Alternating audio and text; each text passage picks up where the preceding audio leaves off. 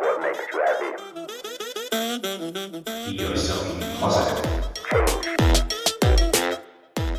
Just another mindset.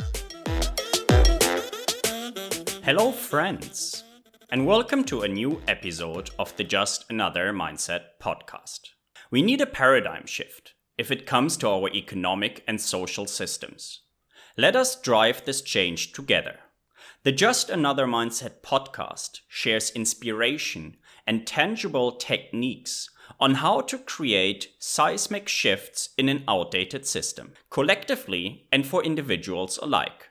My name is Ismail, and each week I bring to you a relevant conversation, message, or theme that will not only entertain you, but help you to change towards a more meaningful and satisfying life. Get encouraged by listening to successful thought leaders, inspiring individuals, and impressive changemakers. Change from within will last and create positive results for all of us. Let us get inspired and embrace collective changes for the better. Following an almost 3 decades long career in the professional service business, of which 16 years as a partner in one of the big 4 consultancy firms, Günter has recently found his calling: to professionally help others. He trains and works as an executive coach and certified leadership trainer for individuals, teams, and groups, and he supports transforming organizations. I reached out to Günter as we share a former employer, the love for nature, and seemingly so much more. This is a very personal episode, and I'm grateful to be able to share it with you today. In this episode, we start with a waking up moment. You will hear about Günter's path to become partner in one of the big 4 consultancy firms. We talk about 2 significant periods of rethinking and 3 major leadership skills: listening, empowering, and respecting diversity. We discuss how Günter felt that he came home to himself and what it means to change career after 3 decades. You will learn about the difference of his happy career then and his happy life now, and we discuss the concept of consciousness. Günter shares his greater purpose statement with us, and we discuss the meaning of having one. You will understand why coming home to oneself is a process that does not have an estimated time of arrival. We elaborate collective healing and what courageous, connected acts of leadership have to do with it. You will understand why consciousness is what's missing most those days and why times are changing for the better. We detail the power of nature, and you will hear very personal success stories. What makes life worth living? This is an important question. Probably the most important question. Because if we don't know, we can't prioritize what we actually value. We tend to live as though we've answered this question for ourselves. But most of the time, we're just doing one thing after the next, following our desires, reacting to what happens out in the world. And only rarely do we step back and consider what it is that actually matters. I don't think there's just one answer to this question. We might want to say that love is what makes life worth living. We're doing meaningful and creative work. We're appreciating the beauty of nature. We're helping other people and making their lives better. And I'd probably say all of these things. But all of these things have a common property. They all depend on real attention, real presence of mind, real connection with life in the present. And that's what meditation is. Whether most people know it or not, meditation is the essence of everything else that makes life worth living. Wonderful. And with that, Günter, a warm welcome to the Just Another Mindset podcast. And my first question for you today is, how do you feel and what is on your mind? Thank you, Ismail, for having me on this podcast. And how do I feel? I'm a bit excited. The podcast is not something which I do daily. In fact, it's the first one. And what's on my mind? On my mind is 2 things. I just came back from Warsaw yesterday and had brilliant conversations with people who I've known for many, many years, partly, and who've now grown into different leadership roles. And it was wonderful to see that some of the things which we've discussed gave me the impression that they've already stepped up to that new role, to that new challenge, to that new environment in which they now have to operate and will operate. That was a technical answer. How do I feel? Maybe a little bit more, other than excited.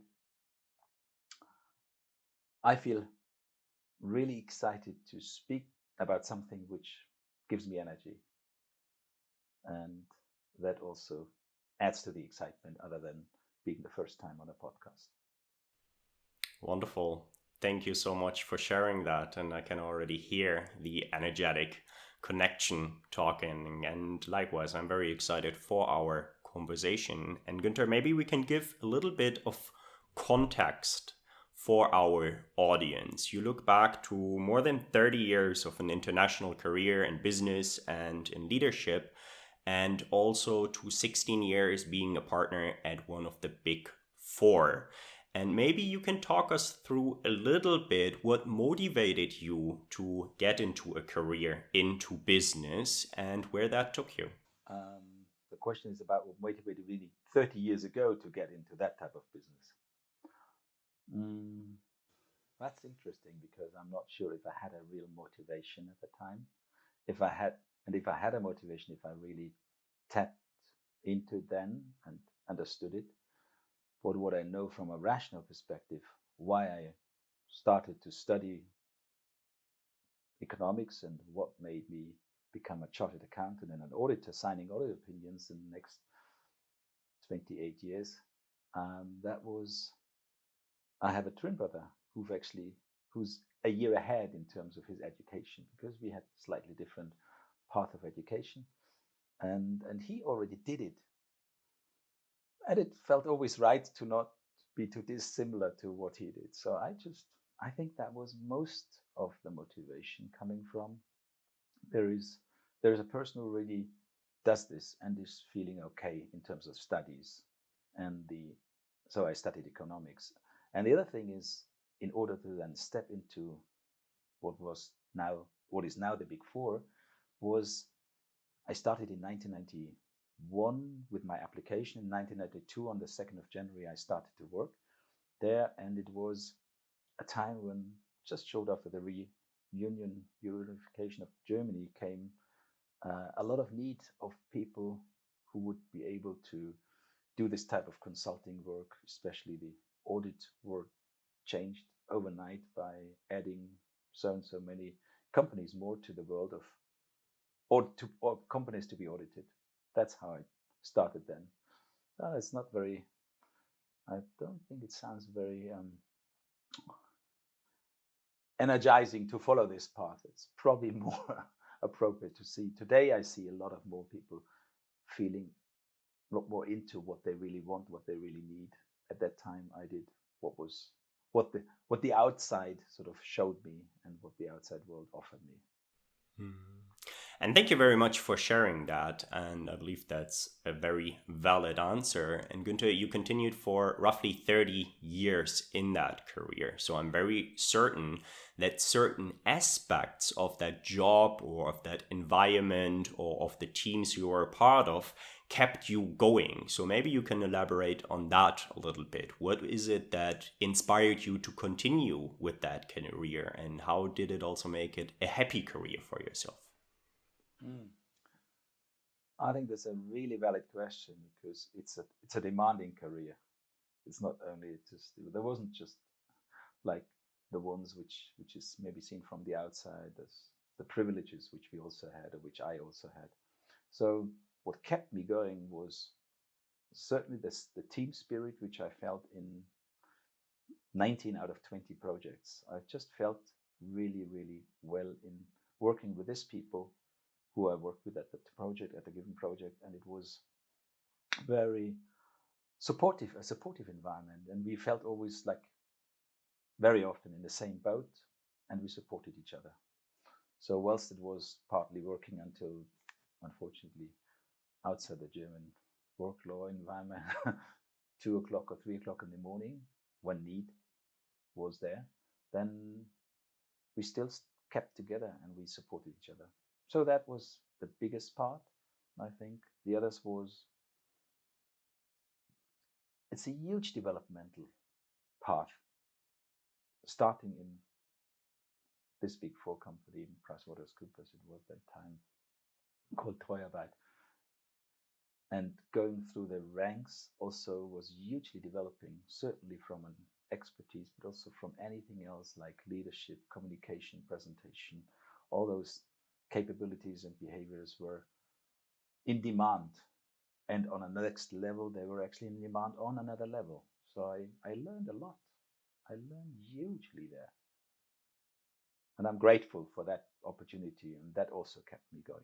Wonderful. Thank you so much for sharing that, the team spirit and also development and the learning curve. And Günter, in our pre-talk, we highlighted two big moments or years of rethinking and of reflecting and of developing. And that are the years 2007 and 2017. And maybe we can look at both of them and you choose the level of detail, why they are so relevant and so important for your personal journey and also for the work that you do today.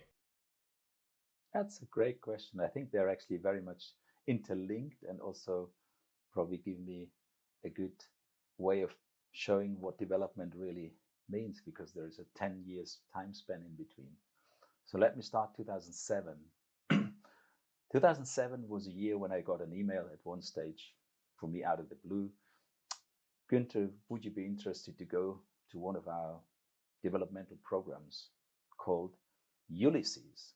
At the time, the then #1 top leadership development program within PwC. And it's been already running for a couple of years, well established, highest ratings from the participants. And it was a program where I was asked to take a 3-month period totally off, organize it, everything around whatever is needed in my daily business to make that daily business still go on. And at the same time, dive into a world of totally different players, stakeholders, anything and everything was different then. And Ulysses brought me to Ethiopia.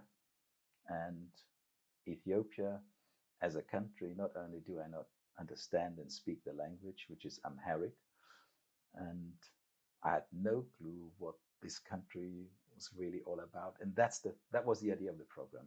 Bring people together in a situation where they bring PwC people together in a situation where they have to learn from scratch.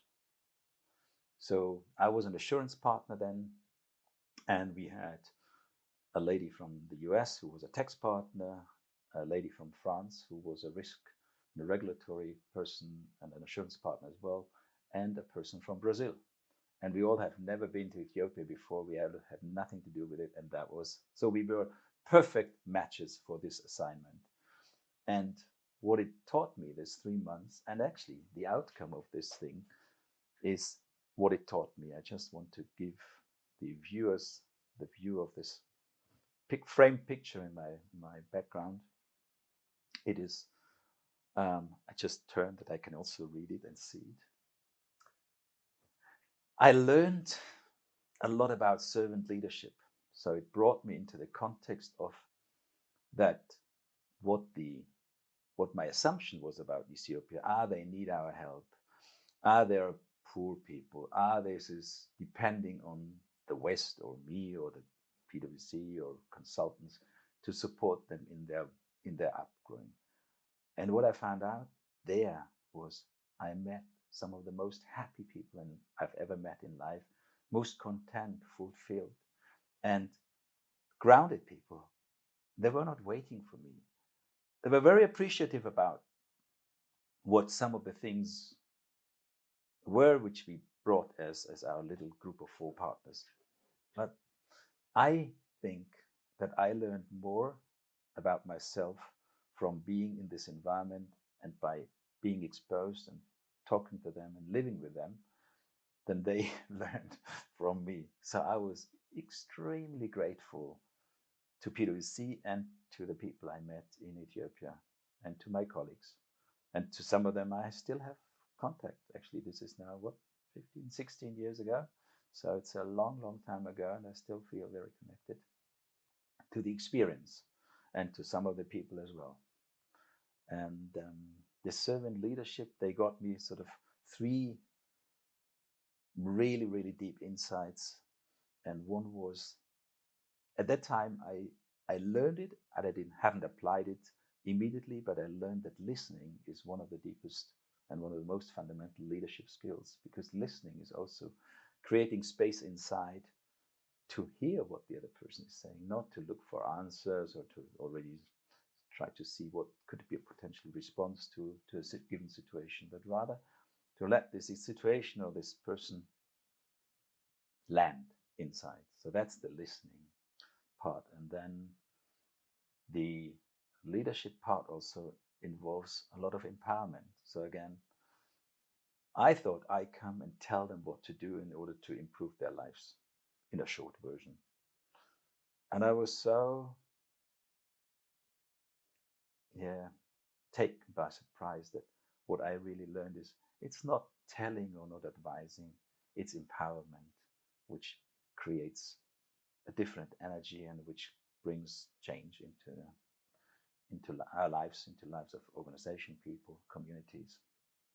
So that's what I learned personally from me. That's my 3 big learnings over there.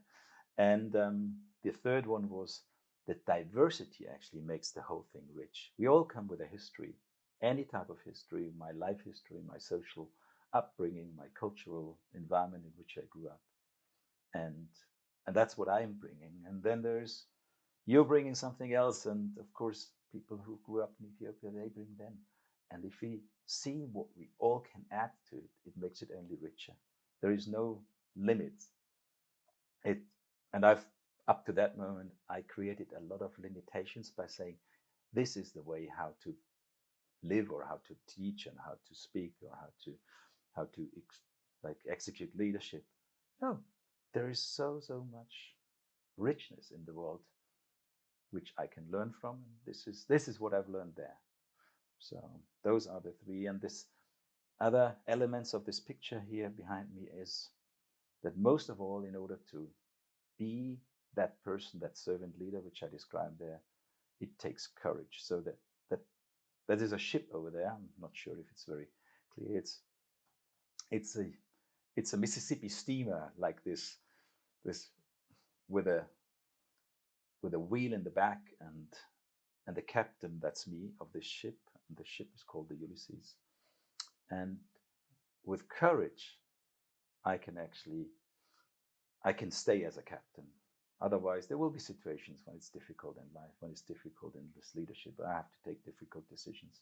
But with courage and with then presence, empathy, and clarity, those 3 ingredients, I will go through, and this will drive me forward and will help me to go forward. Yeah.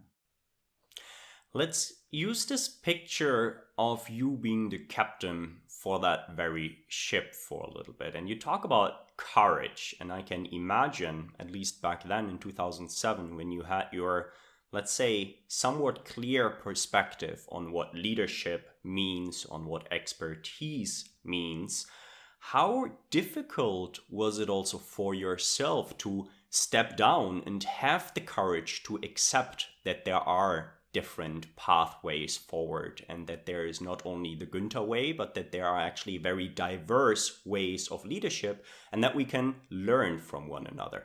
It was not difficult at all, because the experience for me showed me that this is right. Because up till that moment, for sure, but also a bit later, unfortunately, we haven't covered the 10 years between 7 and 17. Yeah, I know. So up to then, 90% of my life was driven by rational thinking and hardly acknowledging experience as a valid part of my life. And experience, I mean by if it's not if it's not thought through properly, it doesn't exist, or it's not valid enough. But with Ethiopia, I felt that this is true. So I had a deep experience of joy, of connectedness, of seeing people who were not waiting for me or for us, and were grateful that we actually invested our time.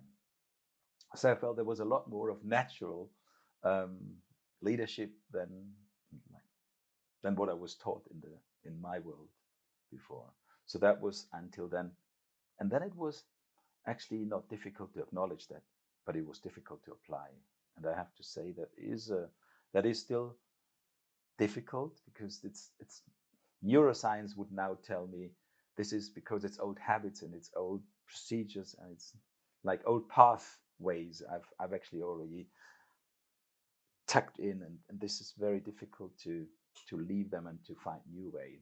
Therefore, it's almost like a muscle to train and to just to behave differently, to talk differently, and to remember those days. Therefore, actually, this thing is in my office. And for the podcast, I put it on this side of the wall that people can see it. Normally, it's on that side of the wall where I can always see it. And so it's a guidance also for me. Wonderful reminder. So what happened over the next 10 years from 2007 to 2017 then? Business-wise, I got totally new responsibilities. I was seen as maybe a future leader, and that was actually the reason why I was actually also asked to go on this program. And so I took over the responsibility for leading an office, for leading a region within my area of responsibility. And in fact, if I'm honest, both to myself and to you guys on this podcast and to you, Ismail, is I have not applied a lot of that stuff. I knew it's still in my mind that it's true, but the old habits and some of the other stuff, which is also a living part of me, took a bit more over. And I realized that because in 2008 or 2009, I can't really recall this, I got feedback from 360 feedback, which is part of the process to improve, to develop, and to also then see what type of steps needs to be taken. I got a feedback that I was a crap leader in a sense of not at all listening. Actually, exactly, that was one of the skills which I got really badly beaten up. And so that was an official outside view on my behavior and my leadership. But I did understand then that there is a self-image which didn't match which at that time had no like congruence with the image others had about me. And so I did start to professionally develop development plans which tried to close those gaps. And I remember that this was really very supported, very, very, very appreciated by the stakeholders who got this development plan, because I shared it. It was quite honest and deep. So that was keeping me, I'm sure, 2 to 3 years busy to work on this. And then with PwC, there is a lot of new roles, new responsibilities. I got a huge, almost actually a global assignment as a GRP, and I was traveling like a lot. And it did cost me actually some of my relations, my closest relationship were at stake. And that leads me to this 2016, 2017 period where I realized, oops, something is not really working in my life. Something is not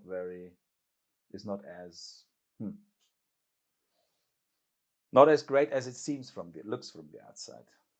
So as from the outside, I had achieved everything, a high rank, a high position, privileges, which many other people can only, maybe dream of, or hopefully not so much dream of, but it's in the dreams of some of us.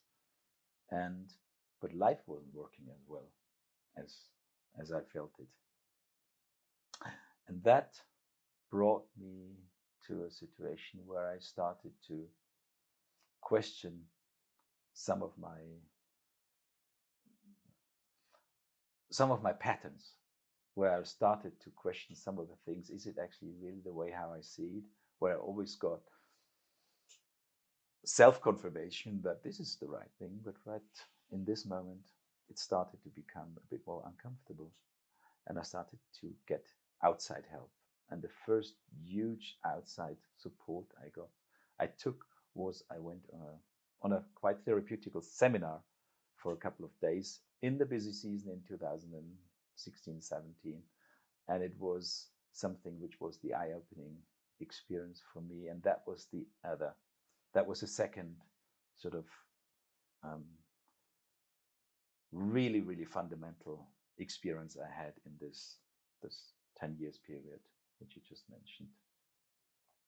And through that, I started then make incremental steps. And a few days later, after this seminar, which I just mentioned, I met a person who then recommended me to meet another person. And this other person I then met is called John Scherer, and he is still a mentor for me. And he was bringing a concept into my life which is totally different way of looking at leadership than I used to. And with this concept, I was then it was breathtaking for me actually. And I realized, for me, that is part of my future.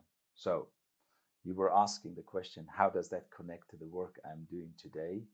That was this meeting with John and experiencing his seminar called the Leadership Development Intensive, and the way how I could suddenly see how my future has become a possibility. Before it was blurred, and suddenly became a clearer picture, and it became more possible than it ever was before. And I realized one of the sentences John then I learned from him, and I have been using since, is that pain and possibility are the parents of transformation. So pain brings you to the door, and possibility through the door. And then another sentence part is that chaos is the birth channel of transformation. So because everything is upside down. And that's how I also felt. So with my pain, my life pain, it brought me to seeking and searching for new other options. With the possibility I saw through this new leadership format, through this process which I did before, I saw, oh, there is different life waiting or possible, and there is new life or new qualities which I want to bring into my life. And that's where this transformation started. Amazing. Thank you very much for sharing that. And we're going to talk about this transformation for sure. We're also going to talk about John Scherer a little bit more. One question I noted while you were talking is you were explaining that for inside the network, let's just say, your work was very much appreciated also in the time span between 2007 and 2017. You said they were very supportive of you developing further and growing into this new leadership role. How did the network react or support you seeking answers outside of the network and searching other leadership approaches? This is also a great question, because what I experienced in 2017 or 2016 was actually a deep personal, aha moment in a way. And yes, I did share it with people in the network. And as I was a senior partner, it wasn't very difficult for me to speak to people in the network, in the PwC network, about this experience. And I spoke then to their global leader, HR, global people leader, global strategy and leadership person. And with my enthusiasm, it was easy for me to speak to them. The systems, however, at that time, I felt was not ready, rejected it in a way by just being passive. It's easy to not do anything, and then time just passes by. And there was one sentence which I still have as as an email, and it came from Blair Shepherd, who's still actually the global head of leadership and strategy. And he actually sent me a message that, Günter, what you think how transformation and leadership should look like, I understand, and I don't think that PwC is ready for you then. That sentence was sent to me 2018, so now 5 years ago. And that was also brought me to a realization, brought me to a clarity, which I didn't have at the time. Before, I was just pushing with my energy, like almost, okay, if one person says no, I just ask the next person and the next person and the next person. That sentence brought me to a realization that, oh, that's actually true. It doesn't have to be here. It's just the time has to be ready for whatever it needs to be, wants to be done. And so I felt, now I understand that this is that my time has elapsed in this organization and has come to an end, which that also did.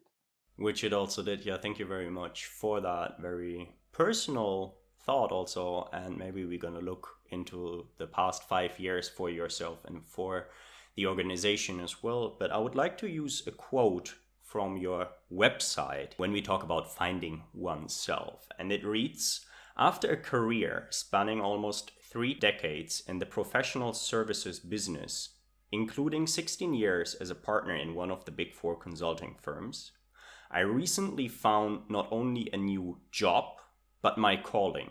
Support on a deeper level, people, teams, and organizations in their development. And Günter, if you can tell us a little bit more about the decision to, in fact, leave this very successful and also somewhat happy career after 30 years in order to find towards yourself. What comes to mind? Yeah, thank you. Happy career, or somewhat. It was a very happy career. It was a bit, I would say, the difference between the happy career then and the happy life now is a level of consciousness which I had to develop into, and that level of consciousness told me, and that was, oops, yes, it is very successful, and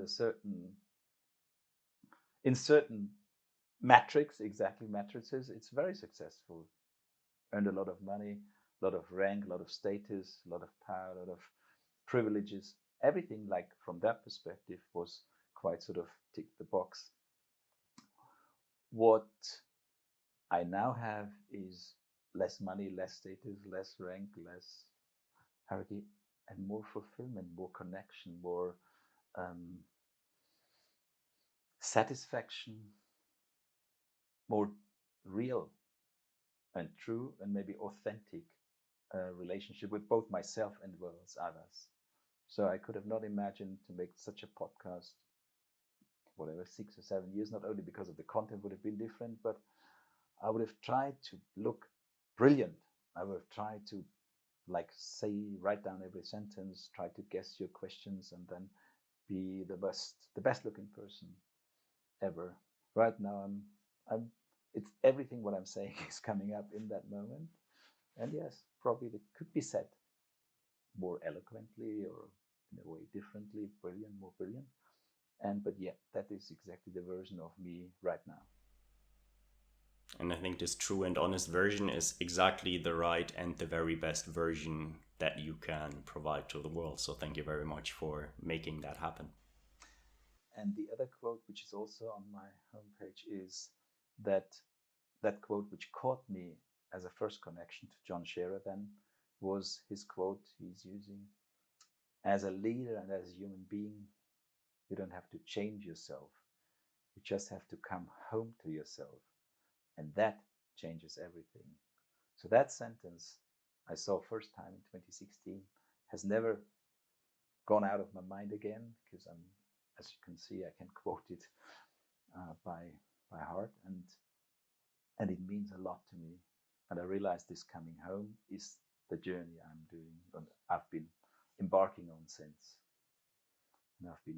So There is one quote, I'm not quite sure if it's right now the moment or if the moment will come, but the vision which I'm living right now has been formulated for me, or I have since developed it a bit further into what we call the greater purpose statement.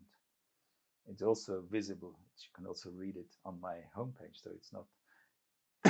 It's very personal, but it's not a secret, and it's probably the most authentic version of me showing up today, and telling what I'm here for. So really the deep question, answering what are we here for? What am I here for? What is a purpose worthy of who I am? Is the question behind, and the answer is this GPS, this greater purpose statement. And I'm just wondering, shall I share it here?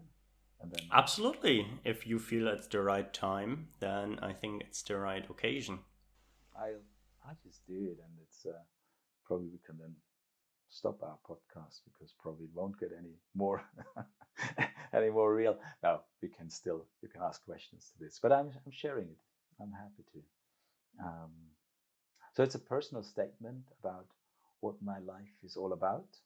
It's part of our part of this leadership development program which we do, where some of those things are digged very sort of authentically in a good way, in a human way. We'll find out together.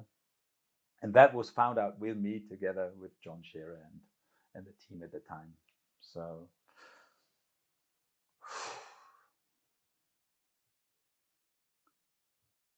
safe, protected, and deeply loved. I use my light and let it shine, acknowledging humanity in both of us. I apply my gentle power and passion and shake us awake. Strong in my body and fully a man, I'm a charismatic changer of systems, transforming lives and healing the wounds of the worlds. Then love flows.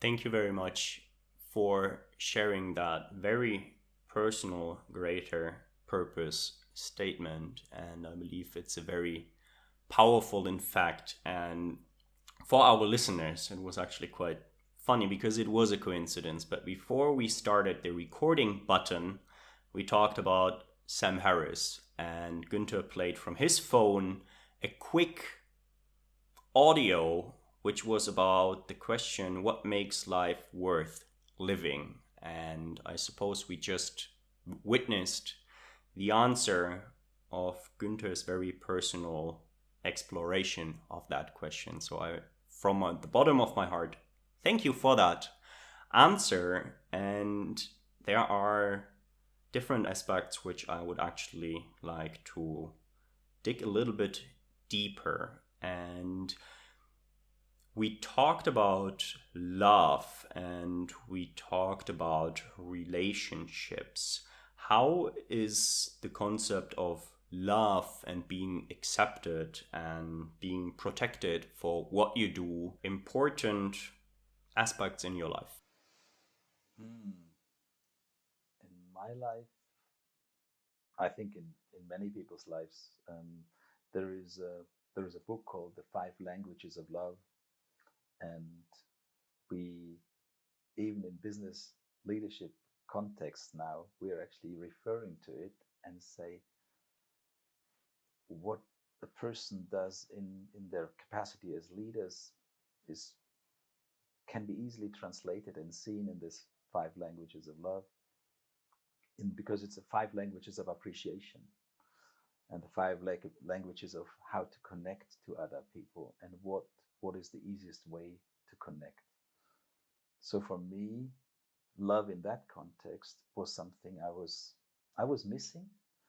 For me in my life, on a real, I could use the word love, of course, but I haven't had a real connection on that level for me. So that's why what made the word be very natural in my greater purpose statement, because that's the vision of all of who I am. And I felt that my life so far has carved a little bit out for whatever reason. That's another story for another podcast. And so love is important for me, but can easily be translated.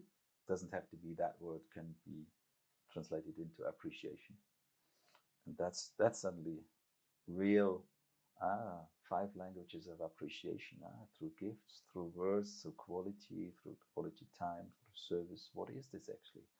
And this is all connected to what is just in this simple word. In order to grab the essence, I just use that one word. I think it is very powerful, and also love, appreciation, and clarity about why you do what you do, let's just call it. And there are a few more aspects. The first one is, yes, you certainly do so in a charismatic way.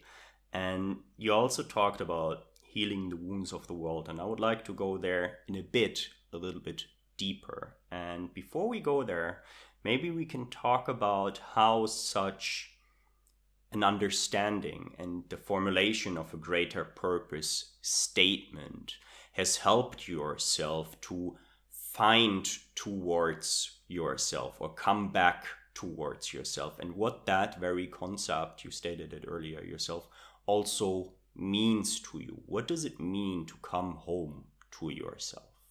Start with the last point. What does it mean?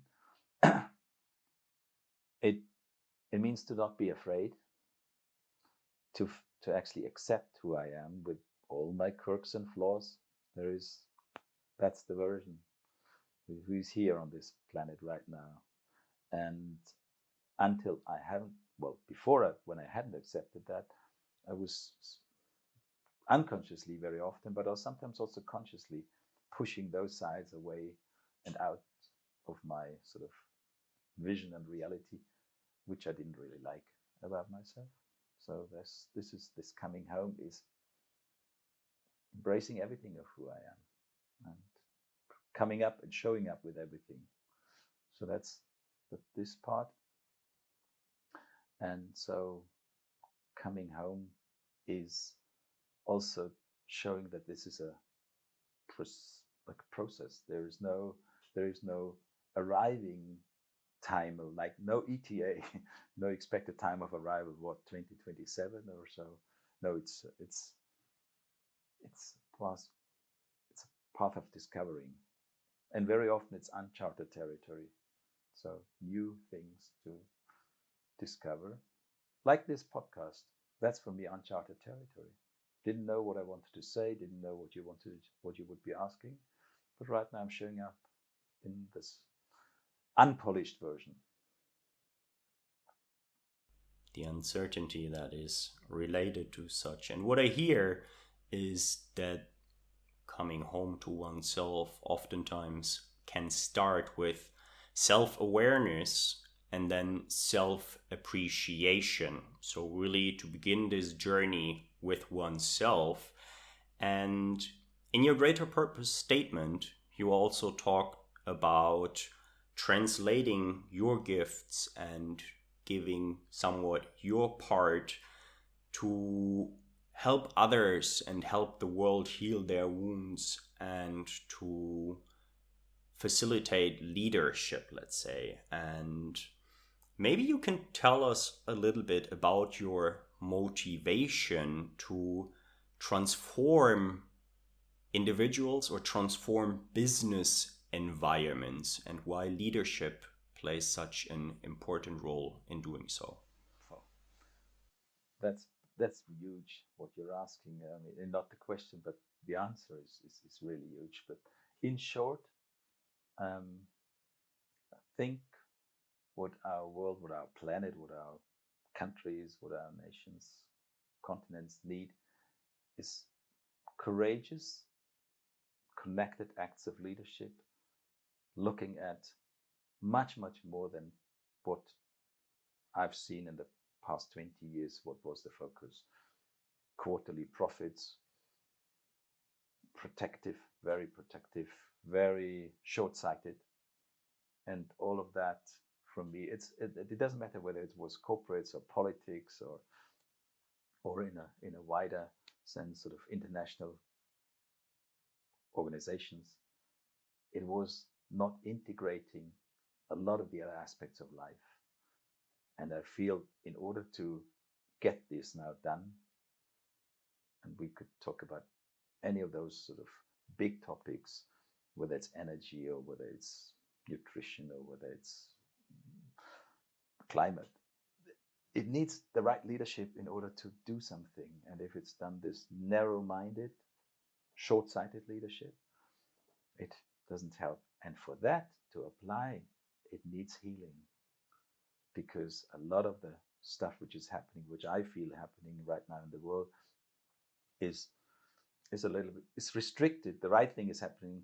The right thing happening is restricted by still wounds which need to be healed. Now this is therapeutic language, and since I've got out of my chartered accountant and signing audit opinion career, I've started a new career, not only coaching and doing some certain aspects and certificates of coaching, but also becoming a Gestalt therapist. And as a therapist, I'm into the healing just by definition. So there's a person who's ready and who said, I have a problem, can you help me? And there needs healing on an individual level. And I think we also need healing on a group, a community, a collective level. And one person who's doing a lot of that and working in that direction is Thomas Hübel. So I'm also a fan of his work. Healing is one of the key words, and just we have to allow and to acknowledge that, yeah, probably healing is the right word, and not just repairing or fixing. There needs to be something, an understanding inside how whatever happened in the past has stopped us to go a certain path, which probably is or might be the right path. And for us as communities, as organizations, as nations, I see, unfortunately, a lot of healing is needed. Yeah. And on an individual basis, I'm doing what I can with offering the offers which we now do as Moving Mountains. Have I mentioned that Moving Mountains is now my company, but one of the companies I'm connected to, and one of the closest companies. And that's what we do, trying to bring this understanding, this consciousness, because you said, yeah, needs a self-consciousness to start to embark on this journey.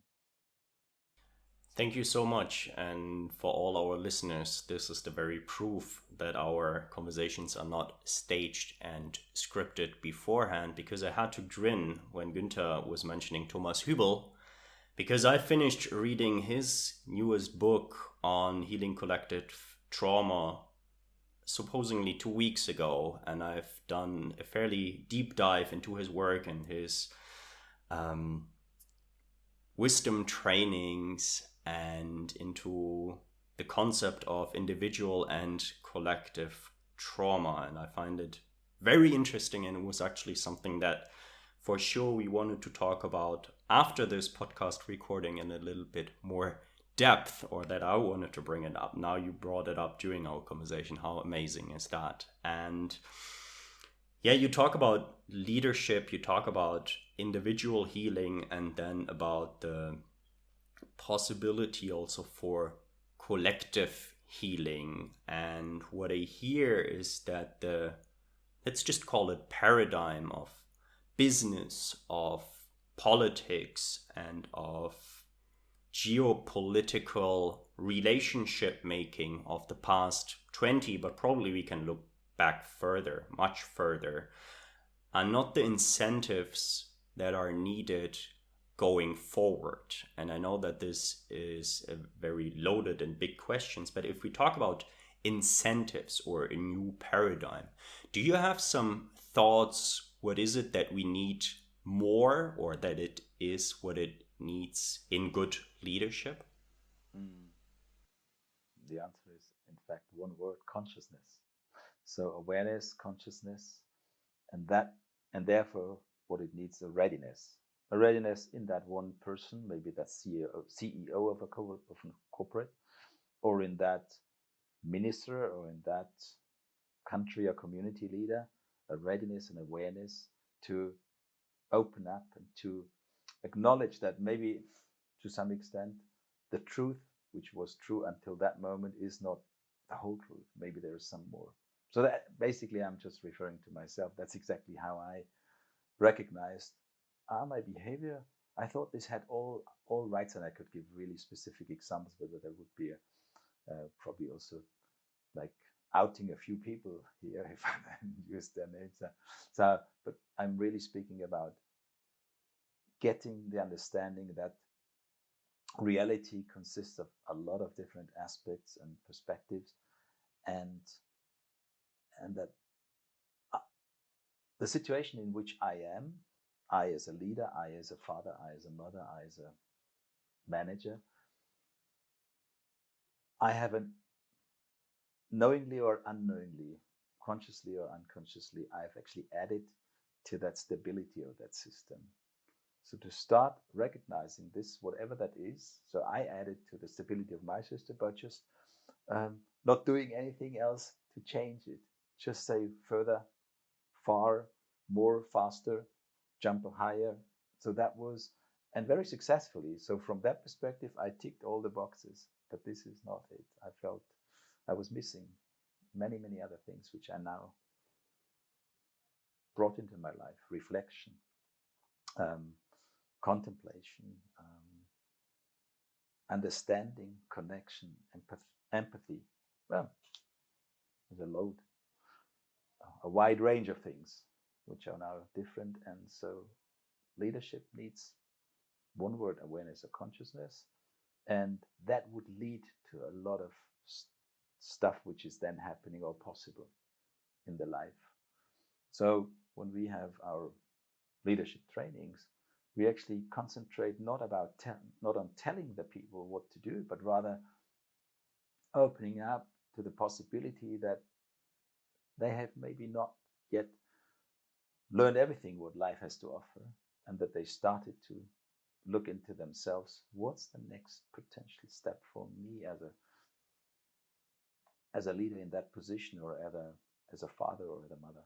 Doesn't really matter where the leadership needs to be applied, because it needs to be applied in small groups like families, but also in bigger groups like communities, organizations, or for the politicians in nations. And I know it's not easy when I say, because the more group comes into the bucket, the more difficult it actually is. So the two of us, we could speak easily about a lot of stuff, but if there's another 7 people, the whole openness sort of is less easy to, it's more difficult to actually get into. Yeah. We have I have my techniques, if you want, now to get to that, which basically open and be myself. That's my technique. Not to try and achieve something, just to present myself, but it's not easy. So the question, I just want to get back to the question. The question you asked is, what do the leaders need, or what is needed in order to make a next step? And for me, that's what I just said with many words, is consciousness. Thank you very much. I think that is severely powerful, and maybe just a comment. I mean, this links back exactly to what you said also about the learnings of 2007, right? Empowering people and not having the right approach, and you have to tick those 7 boxes, and the next 18 process steps are these and that, but to create space and to let people understand for themselves what is consciousness, and if we reach this consciousness, where will this take us? And you raised 2 very interesting and important parameters, and one is the group. In fact, which you stated, it's easier or quicker, or whichever you want to call, for 2 people to figure something out than for 7 people. And the other one is that you said it's not easy to also understand and find out that maybe the metrics by which we were functioning or by which we built successful careers, by which we created a lot of worldly success, are not the ones that are helping us going forward. And I would be very interested, it's an assumption, but I could imagine that if you work together with leaders, and maybe also from your personal experience, if you find out for yourself or together with somebody else that those metrics, incentives are not the ones, it is oftentimes, or it can be, I suppose, be related with a lot of pain, and letting go is always difficult, and accepting that new things are needed.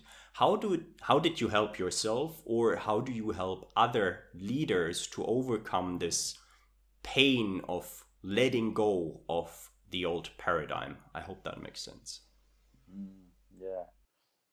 So there's again two questions. I think one was the group question, the other one was the metrics and the old paradigm.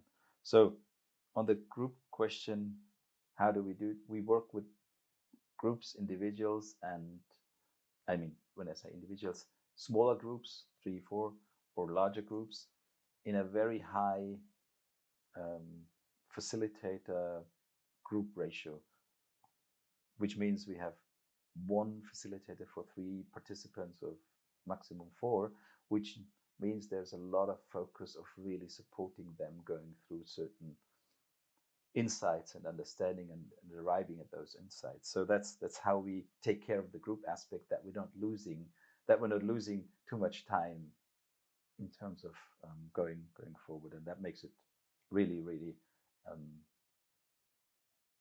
successful in a way, in a relatively short time frame, to arrive at a certain way of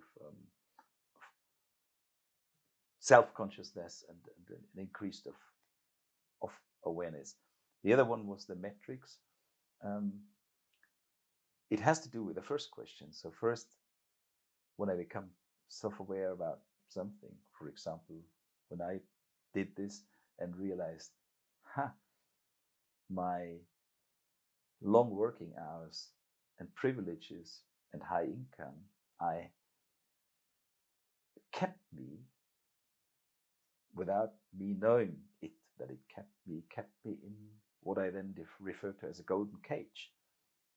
And that golden cage was beautiful. It was big. I could run around, but it still was a cage, and it had all the amenities which I wanted, which I thought I wanted. But now I realized I don't really need all those things necessarily, but I thought I would need them, what I would want them. And so the metrics is again connected to being aware of it, and then realizing the reason why I behaved in that way, why my belief was that, or why my value system was this way, comes from my past, my structure, my culture, the way I was brought up, and the way how I never challenged this belief system. I just took it for granted, because that's how I am. But actually, it's not so simple. It's either simple or it's not so simple. I found out that I'm much more than I thought I was. Yeah.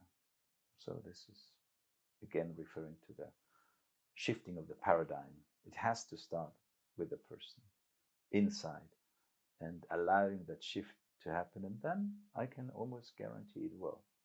And I've had a lot of leaders right now already in those either in one-on-ones or in the leadership training or leadership development intensive which we offer, and where exactly that was the response and the reflection after that, being in this 4 days intensive environment with themselves and with us as a support network for them, and then to come out and say, that was life changing, that was life transforming, that was incredible, that was amazing. How what did you do? How did you do that? I said, we just give the space. We help you to do whatever you've done. It's your. You should be grateful to yourself, not to us, and we give some space. So that's the shift which needs to happen. Needs to happen inside first, and then a group can be touched by it as a group in a group setting. Individuals can feel this very much for themselves, and together with individuals for themselves and the group together, they then have a totally different basis to go forward, because suddenly there is more honesty, more authenticity in the world, in that specific environment. That's so powerful. Thank you very much for sharing that. And I have another follow-up question, and that would be, well, you have been a leader for many years, and you have worked in leadership development for quite a few years as well. Do you see a certain shift of acceptance of somewhat techniques if it comes to leadership and finding towards yourself that it's important to come home to yourself? Or do you have any thoughts on that? Yeah, the answer is absolutely. I see a shift positively, a shift in that direction. So when I mentioned before, 5 years ago, I spoke to leaders in my organization then, and the final conclusion was the organization PwC is not yet ready for that. I had a very similar conversation last year with quite a few leaders, and I got exactly the opposite. There was a sentence, PwC is ready now, but also action, which actually proves that this is true. So there is a lot more people right now open to that. And as I mentioned at the beginning of our podcast, it's a process. So me 30 years ago, we would have not had this conversation, not only because I didn't have the experience, so I may have not been interested for you, or 30 years ago would have been a strange conversation between you and me, right? So, but what I want to say is I've developed over this 30 years, not only in age and my gray hair or my not hair, or I look different then. I certainly found out things about myself which were there 30 years ago, but I had no way to access it. And right now I have ways to access it through meditation, through actually nature, where I feel I can connect totally differently to myself. That's why I'm also spending a lot of time there, and through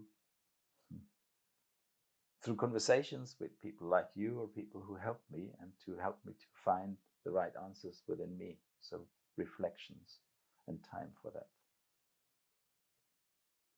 So that development that has taken place also 5 years ago to today, collectively, and I can feel it when I speak to now leaders of organizations.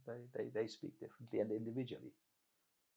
So I have a rather large family, and when I speak to people today who are 25, 30 years today, they speak totally different than the organization, the generation which was 25 years ago, 25 years old. So there has been exactly that development also collectively. That's good to hear. And I think we have all the reasons to have a different understanding of things and another questioning and different ways forward. And Günter, I would like to use the word nature here. You said you spend a lot of time for yourself in nature, but you also do take people and leaders into nature. And I would be interested, why is nature so powerful to work with other individuals? Oh, so I'm probably not the right person to give you the best answer to that, but I can give you my experience and also what we are sharing in certain aspects when we do this thing. So first of all, there's a lot of research right now. So neuroscience again has proven that our system reacts and responds in a very, very creative, very positive, very lively and energetic way to being out in nature. Whether it's the colors, whether it's the air, whether it's the environment, whether it's the whole setting, the whole package. I'm not the right person to answer, but there's a lot of stuff in like right now which can be read. What I know is that personal development in nature and in movement has already like two natural supports to take place. That being in nature and going and being in development, basically being in movement, so walking, is like a natural thing to get new perspectives. Is because then there's new perspectives. We very often walk in the mountains. So new perspectives around every corner. There is a different mountain, there's a different view, a different valley, different lake, whatever that is. So that's perspectives will change all the time. And there is an invitation that is also many, many different aspects, which again in a closed office building with that white wall or that screen or that flip chart, it's possible it just costs more energy. So that's something which I invite just people to experience and to play with it, because I can talk a lot, but just do it or come to us and join us on one of our we have a purpose seminar now end of March, and we will spend quite some time outside there and do exactly what I'm just talking about, or go to one of our hiking and coaching seminars, and that's where we specifically are hours and hours and hours outside, because that's where we hike from head to head, so for 6-8 hours and then arrive. So nature's just, it's an experiential thing, and now backed up by science as well. It has always been the case, but now science has caught up and has found out a little bit of other things going on, especially in our brain when we are out in nature. So that's actually the scientific confirmation of what I would think everyone can feel and can get, physical conditions allowing, of course. Let's do a thought experiment. This might be a dead end, but it's worth trying, I suppose. If I would ask Günter 10 or 15 years ago, when you were already a partner, senior partner, a leader, to go to nature with me for 3 days or for 5 days even, what were your thoughts back then? And obviously you shared your thoughts that you have on it today, but how has that changed for Günter, but also for other leaders, in the sense of making time for personal development in the container of nature? That's a brilliant question. I really like it. I don't think it's a dead end, and I have a very clear answer to that, because unfortunately I'm not very proud of it, but I still can put myself into my body 15 years ago. So what I would have thought, almost for sure I would have thought, this is business. I need to really spend valuable time in a business context. Nature doesn't meet that criteria. So that's one thing. Secondly, I believe that I can be much more productive on my computer in an Excel setting or whatever that is, or in a consulting environment, which I don't, again, in my belief system, nature wasn't part of that. So nature was private. I always liked to be in nature. But I never realized the connection, that even the distinguishing between private and business when it comes to nature. Nature would laugh about it. If nature had a voice, would go, what do you mean by business and private? This is life. So I'm presenting myself to you as, take me, but no, between 5 and 9, between 9 and 5 on a Monday to Friday, you don't accept me as existing, or what's this? So that's even ridiculous. So 15 years ago, I would have thought, interesting concept, probably would have found you a nice guy, a nice conversation, and said, but he doesn't understand what business is really all about. So I would have made my story to not let you in. That's exactly what I mean by not being aware. Instead of listening, I wonder where he's even coming with the question from, which I would today. At that time, I would have had the answer already before, which is, you don't understand my business. I'm the senior partner. I know what's all about, and therefore I have the answer. So it was a good question, actually. I think it's when I now meet people who have the answers, I was thinking maybe tomorrow they start with asking a question rather than having the answers, because that's another great way of actually developing, is just accepting that there are no final answers, but there's a lot of good questions out there. And creating this space for asking questions and acknowledging and accepting that it's fine to ask questions and not to only do productive business things. Well, probably the most important things are the questions of life, and to make room for that. So thank you very much for that.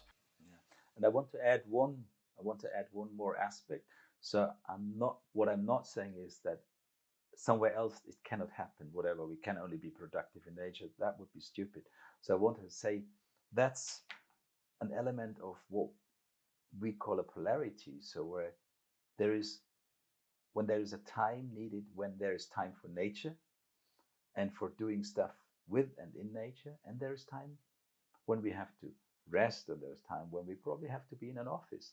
But I excluded it before from those equations, basically, or from this equation. And now I understood it, or now I understand it as there is time for different stuff at different times. And this is what we invite people to experience, and then find out what is the best way how to add those together to make a full life out of it. Günter, there are a couple of questions that I ask each and every one of my podcast guests. But before we go there, we talked about moving mountains. We talked about the leadership development intensive. And I will, of course, make sure to link your website or your websites. But if our listeners want to reach out and check out what you are doing, how can they do so? In fact, if you link the homepages, that everything can be found, especially on Moving Mountains with our seminars. So when are we going into the mountains? What type of hikes or what type of experiences the people can expect? And of course, they can always reach me or other people from our team.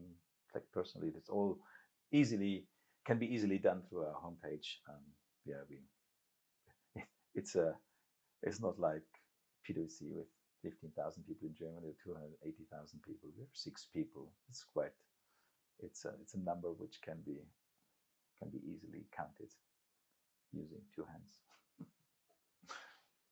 So and yeah, there are. Can I make a 10-second sales pitch? There's 2 things coming up in March, end of March. If you're interested in your time, both in terms of interested in yourself and finding out a bit more about who you are, coming home to yourselves, using it as a quote unquote here, that invitation to join us in one of the 2 things which we do end of March, and what it is exactly, find out on our homepage. Yeah, both of them very much worth. Thank you very much for sharing that. And Günter, is there any topic that you feel we didn't talk exhaustively about today that you would have liked to talk about more with our audience? Cool question. Give me 10 seconds for that. I think you've really covered, in a way, all my life. We haven't started at my very, very first beginning of my life, but overall, my process, I think you covered it really nicely. I wouldn't think a major topic is missing, especially given the topic of your podcast for today. There's a lot more to my life, but I think it's neatly boxed right now. Wonderful. And thank you very much for sharing that. And I suppose it's also always good to have reason to come back and to have deep dives for different, more conversations, talk about consciousness, talk about leadership development. So I very much appreciate that very personal episode on your life and on the development going further. And that leads me to the last and final 3 questions of today's podcast episode. And the first one being, Günter, what is an important truth for yourself that others either don't know about or don't talk about sufficiently? I'm pretty open now. This question 7 years ago would have made a lot of sense. I would have had probably a whole list, but what would others not know, would not talk about it? Can I skip that one? No, it's not it's not a valid answer, because I really think what others should know or not talk about. I don't know what they don't talk about. So, but what they should know, I was pretty open in this podcast. So even that one I let others know about it. Yeah. So let's skip that one. Wonderful, thank you. The second one is, who are your mentors? Who are people whom you look up towards? That's a good question. That's the best question which I can answer now.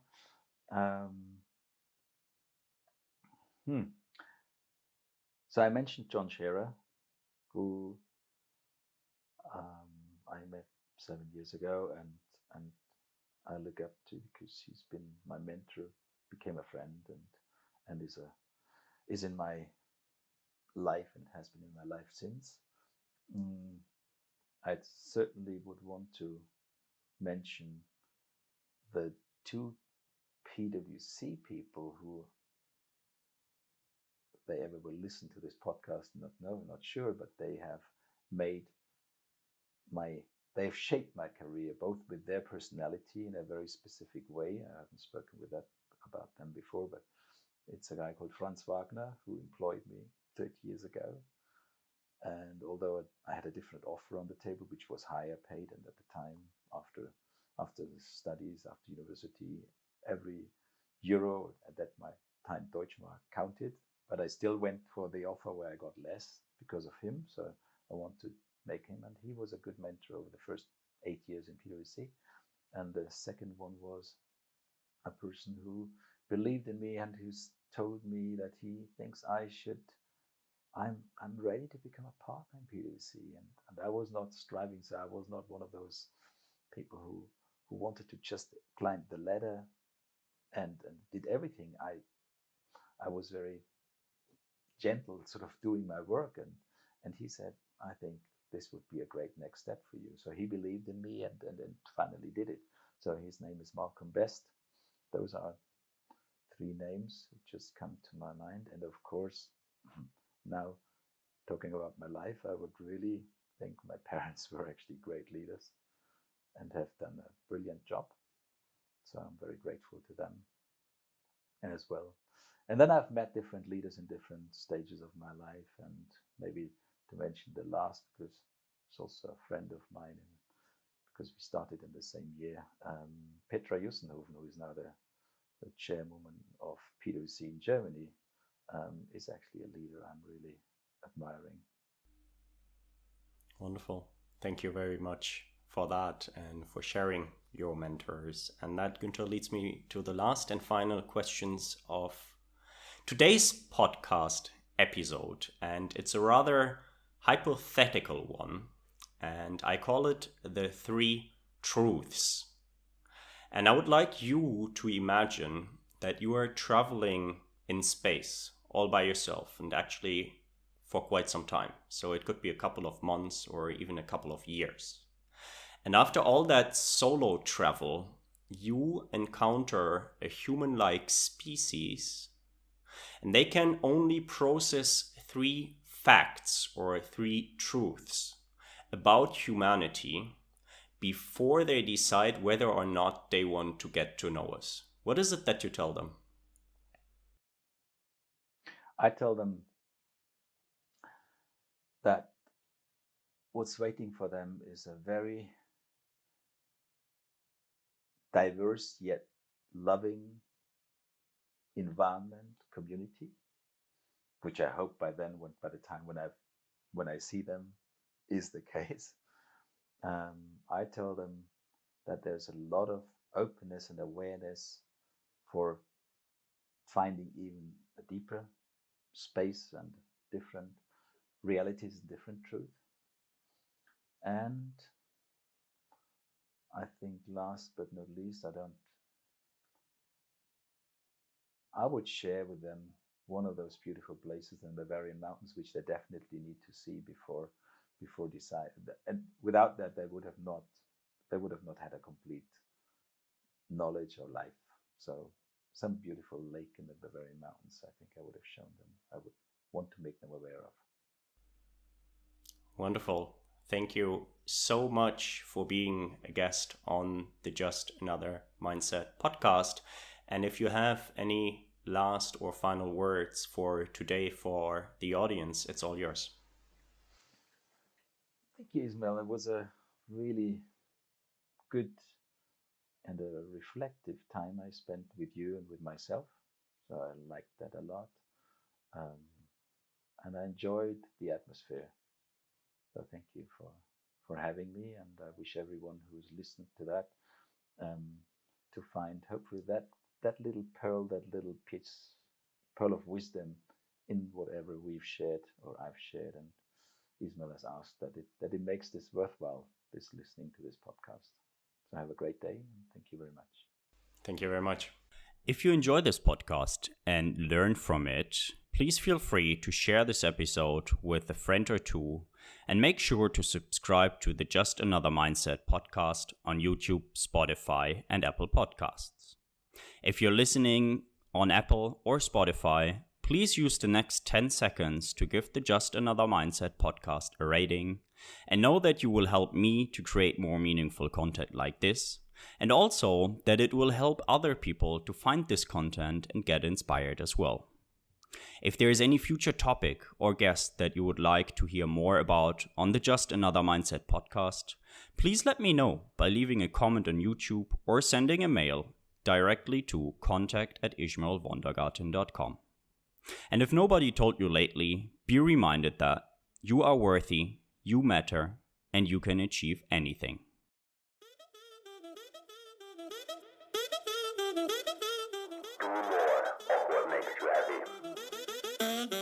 Be yourself. Positive. Just another mindset.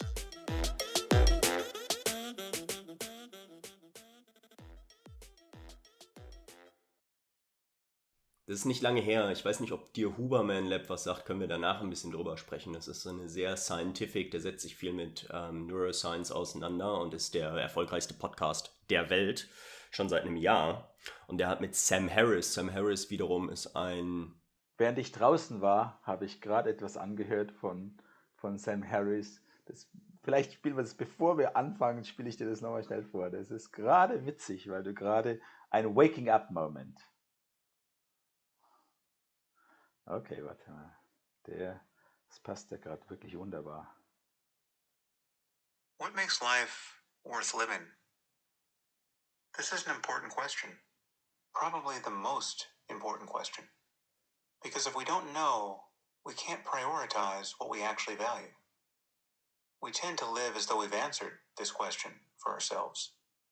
But most of the time we're just doing one thing after the next, following our desires, reacting to what happens out in the world.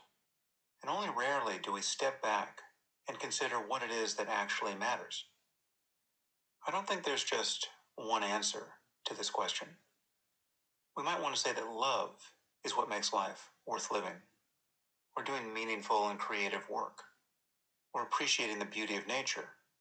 We're helping other people and making their lives better. And I'd probably say all of these things.